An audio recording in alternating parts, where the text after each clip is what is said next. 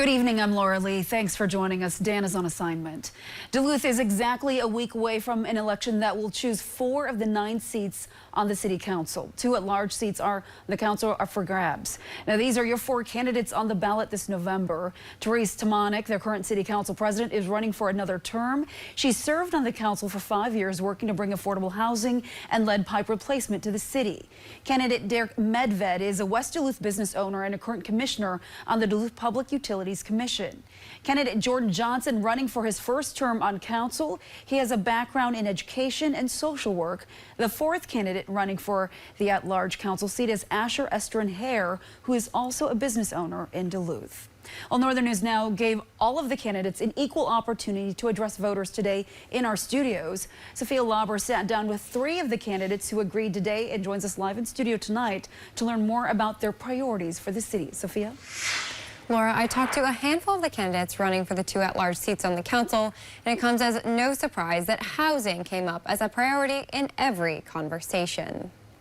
It's a topic top of mind as Duluth is expected to face major housing challenges over the next decade. Just Monday night, the future of the Lester Park Golf Course, a property named by Mayor Roger Reinhardt as central to solving the housing crisis, came before the city council.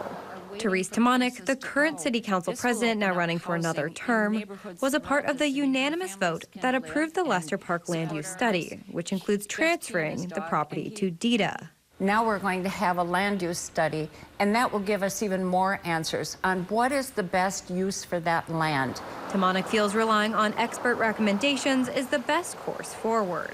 Candidate Derek Medved, who previously served half a term, stepping down in 2022, agrees it's time to move forward, but questions the next step. I've always been one to say a study, what does it do? Right? We spend money. You know, a study for the library at one point cost $50,000. Candidate Jordan Johnson, running for his first term on council, says he has some concerns about the transparency of the process, adding he doesn't want to lose the entire site to development. I have a lot of questions, and I'm really concerned about that land in that area because it is designated as park. All 3 candidates highlight the importance of gathering community input on the future of the land. I reached out to the 4th candidate running for an at-large council seat, Asher Estrin Hare, but he was not available for an interview.